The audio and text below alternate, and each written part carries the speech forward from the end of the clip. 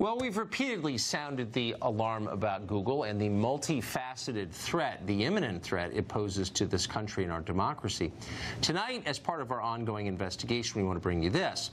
Google recently announced it will not compete for a $10 billion Pentagon project because that project would conflict with what the company calls its, quote, corporate values. And yet, even as it abandons the U.S. military in a country that made it possible, Google is continuing to expand its work in and on behalf of the fascist government of China. Apparently that does not violate their corporate values, to do things like working on a censored search engine that China's authoritarian regime can use to monitor and suppress the dissent from its own population. It also doesn't violate their corporate values to expand artificial intelligence research in China, even though the Chinese military is working hard to overtake the United States in artificial intelligence. But there is more. Google hoards more data than any other company in the history of the world and cannot be relied on to keep that data secure, your data. It recently emerged that Google discovered a security hole in its Google Plus platform months ago, but did not bother to inform users about it. And then there is the overriding matter of censorship, political censorship. In an 85-page internal memo obtained by this show, Google executives discussed embracing what they called a, quote, European tradition of policing and censoring online speech for the sake of increasing revenues and furthering global expansion. Of course, when Google decides to censor views that it doesn't like, it will empower people like Google design leader Dave Hogue. After Brett Kavanaugh was confirmed to the Supreme Court, Hogue tweeted this, quote, "You are finished, GOP. You polished the final nail for your own coffins. F you all to hell." Well, Google gave a typically disingenuous statement to this show, saying that everyone ought to calm down and ignore the evidence that they're looking at. Quote, "Google is committed to free expression. Supporting the free flow of ideas is core to our mission. Where we have developed our own content policies, we enforce them in a politically neutral way. Giving preference to content of one particular ideology over another would fundamentally conflict with our goal of providing services that work for everyone." Not one of those words is true, and we've proved that consistently. Harmeet Dillon is an attorney. She represents James Damore in his lawsuit against Google, which fired him for expressing his opinions, and she joins us tonight. Harmeet, thank you for coming on.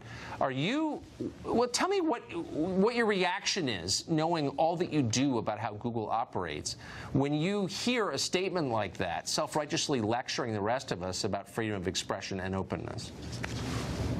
Well, I'm glad that the public's attention is now being drawn to what James Damore and several other of my clients have known for some time, which is that Google talks out of both sides of its mouth. Internally, it absolutely crushes and punishes conservatives and punishes dissent, and also skews its search engine results and its products against conservatives. But then publicly, it tells lawmakers, it tells the public, it tells regulators, it tells the courts that it's not doing any of those things. And now with that document you talked about, it's been caught red-handed saying internally, yeah, of course we censor, and it's good censorship, and of course, you know, it's beneficial socially to do that for ourselves as a business and for society as a whole. So they're going to need to now be held accountable and reconcile these irreconcilable positions that they have. So correct me if I'm wrong, you're the attorney here, but doesn't Google have some kind of exemption granted by Congress under the Decency Act where it pledges to not act as a news organization, not edit content, but be a pipeline through which information flows? They're clearly violating that agreement, and yet Congress is doing nothing about it because why?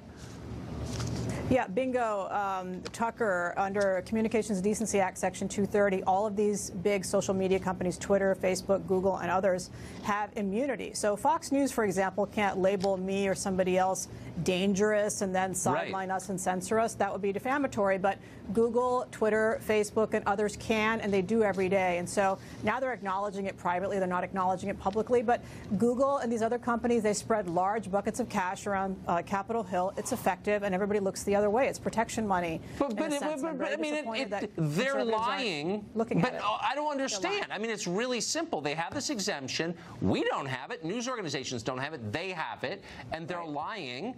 And no one in Congress does anything. Why is that not infuriating?